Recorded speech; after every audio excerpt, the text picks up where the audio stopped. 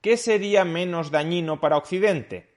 ¿Embargar las importaciones de petróleo ruso o establecer un impuesto punitivo y extraordinario sobre esas importaciones de petróleo ruso?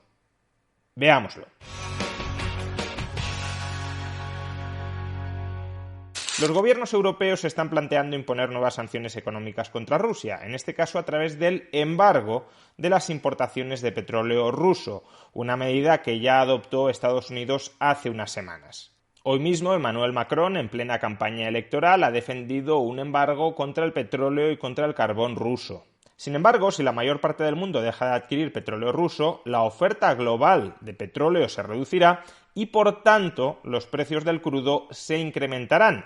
Y esto es lo que precisamente lleva a que esta amenaza de sanción no sea creíble y no se esté implementando de momento dentro de la Unión Europea. Los gobiernos europeos son conscientes de que un encarecimiento adicional de los precios de la energía generaría descontentos internos que podrían terminar forzándolos a retirar esas sanciones. Lo ideal desde el punto de vista de los gobiernos europeos sería que Rusia nos siguiera vendiendo su petróleo, pero a precios lo suficientemente bajos como para que no lograra cosechar ingresos extraordinarios que le permitieran financiar la invasión en Ucrania. Es decir, lo ideal no es que desaparezca la oferta de petróleo ruso de los mercados mundiales. Lo ideal es que Rusia no obtenga beneficios extraordinarios por ese petróleo ruso. ¿Existe alguna forma de que Rusia siga produciendo y vendiendo petróleo a los mercados globales, pero forzándola a que lo haga a un precio mucho más reducido que el actual? ¿O es que acaso la única alternativa para que el Kremlin no reciba ingresos extraordinarios por la venta de petróleo es impedirle vender petróleo y por tanto reducir la oferta mundial de crudo y por tanto incrementar los precios? Pues el economista Ricardo Hausmann acaba de plantear una medida que no es seguro que vaya a tener completo éxito, pero que en todo caso resulta muy preferible al mero embargo occidental del petróleo ruso. ¿Cuál es esa propuesta alternativa al embargo del petróleo ruso? Un impuesto global extraordinario al petróleo ruso. Por ejemplo, un impuesto extraordinario del 90% sobre el barril de petróleo ruso. ¿Cuál es la lógica de esta propuesta de Ricardo Hausmann? Bueno, de entrada parecería que si incrementamos el precio del barril de petróleo ruso en un 90%, los consumidores occidentales tendrán que pagar el barril de petróleo un 90% más. Con lo cual, parecería que en todo caso los principales sancionados son los consumidores occidentales y no Rusia, que seguiría recibiendo por el barril de petróleo la misma cantidad de dinero que recibe hasta el momento. Pero eso no tiene por qué ser así. Una cosa es quien esté obligado formalmente a pagar un impuesto y otra cosa muy distinta es quien soporta realmente el coste económico de ese impuesto. Los impuestos afectan a la oferta y a la demanda de los bienes y por tanto afectan al precio antes de impuestos de esos bienes. Si se establece un impuesto sobre el consumidor, pero como consecuencia de ello el vendedor tiene que rebajar mucho el precio antes de impuestos, en realidad quien está soportando el coste económico de ese impuesto no es el comprador, es el vendedor. Esto es lo que los economistas denominan incidencia o traslación fiscal. No es lo mismo quién ingresa el impuesto a Hacienda que quién realmente lo paga desde un punto de vista económico. Pues bien, la clave de la propuesta de Ricardo Hausmann, propuesta de establecer un impuesto del 90% sobre el petróleo ruso, es que él considera que ese impuesto no lo pagarán en su mayor parte los consumidores, los clientes, los compradores occidentales de petróleo, sino que lo terminará pagando el Kremlin. ¿Y por qué cree que Rusia sería el principal perjudicado de este impuesto del 90% sobre el petróleo ruso? Pues básicamente llega a esa conclusión después de analizar la elasticidad de la demanda de petróleo ruso y la elasticidad de la oferta de petróleo ruso. La elasticidad de la demanda de un bien, también de petróleo ruso, es cuánto se reduce la demanda de ese bien ante un incremento del precio. Los bienes muy elásticos son aquellos cuya demanda se desploma ante pequeños incrementos en su precio. Pues bien, Ricardo Hausmann considera que la elasticidad de la demanda por el petróleo ruso, no por el petróleo, cuidado, sino por el petróleo ruso, es muy alta, ¿Por qué? Porque si se encarece en 10, 20 o 30 dólares el precio del barril de petróleo ruso, lo que harán los compradores de petróleo es comprar otro tipo de petróleo distinto del ruso. No hay ningún interés especial en adquirir petróleo ruso porque sí. Es un bien altamente sustituible por otros que ofrece la competencia y, por tanto, si ese bien en concreto se encarece en el margen, la demanda virará hacia el petróleo suministrado por otros países. ¿Y qué sucede con la elasticidad de la oferta? Pues a corto plazo la elasticidad de la oferta del petróleo ruso es muy baja. El petróleo ruso tiene una oferta muy inelástica. ¿Por qué? Porque sus costes de producción son muy bajos. Hausmann menciona que el coste de producción de un barril de petróleo en Rusia oscila entre 2 y 5 dólares.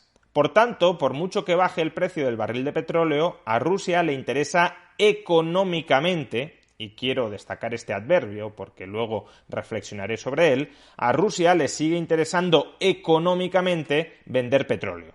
Vamos, que la oferta mundial de petróleo ruso no cambiará demasiado por el hecho de que se le reduzcan los precios. Cuando la demanda de un bien es muy elástica y la oferta de ese bien es muy inelástica, quien termina soportando la mayor parte del coste económico de ese impuesto es el vendedor, es el productor. El consumidor le dice, si no me bajas el precio, no te compro. Y el vendedor no tiene alternativa que bajarle el precio porque no es propenso a reducir la oferta ante reducciones del precio. Trasladando este modelo al caso del petróleo ruso, un impuesto punitivo del 90% sobre el petróleo ruso terminaría siendo pagado esencialmente por el Kremlin. ¿Cómo? Pues el barril de petróleo ruso se tendría que vender aproximadamente al mismo precio que el petróleo no ruso en los mercados mundiales y, por tanto, si tu petróleo lleva asociado un recargo del 90%, tendrás que bajar mucho el precio antes de impuestos para que el precio después de impuestos sea el mismo que el del resto de petróleo no ruso exento de esos impuestos. Según la lógica de Hausmann, por tanto, el Kremlin, en lugar de recibir 100 dólares por barril, recibiría 10 o 15 dólares por barril en función del impuesto, proporcional o en cuantía fija, que le estableciéramos desde el resto del mundo para castigar a Rusia por su invasión en Ucrania.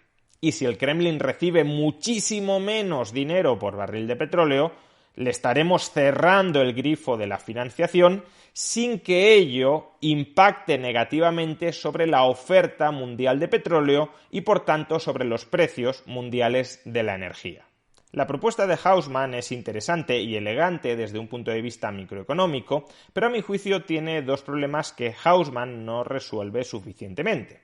El primero es que la oferta de petróleo ruso es inelástica desde un punto de vista económico, pero no tiene por qué serlo desde un punto de vista político.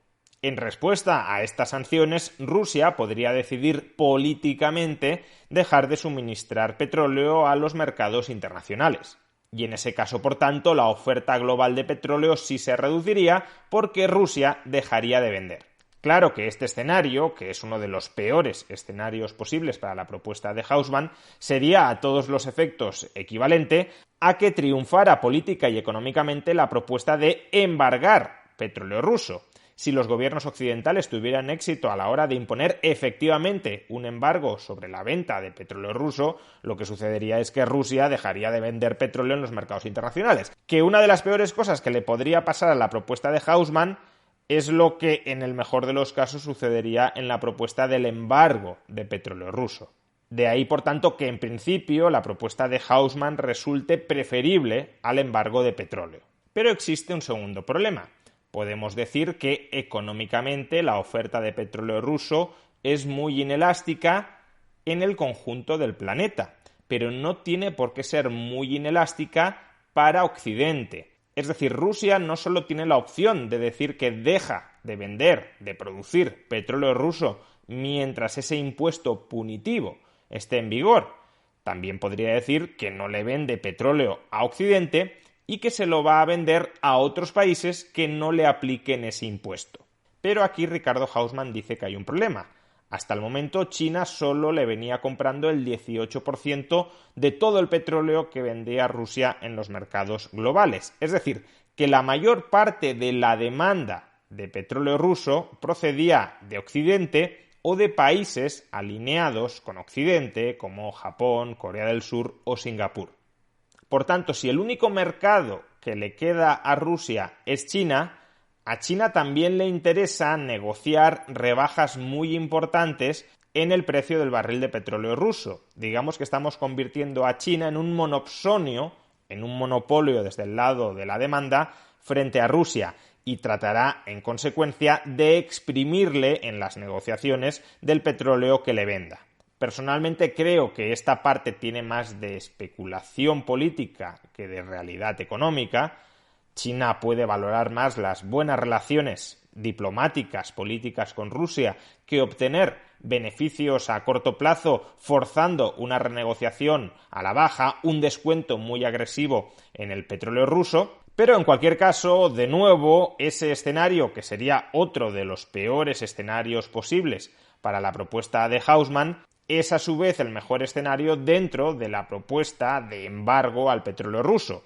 Si Occidente y países cercanos a Occidente no le compran petróleo a Rusia, Rusia puede intentar venderlo a China. De ahí que en principio el impuesto punitivo sobre el petróleo ruso siga siendo preferible al embargo.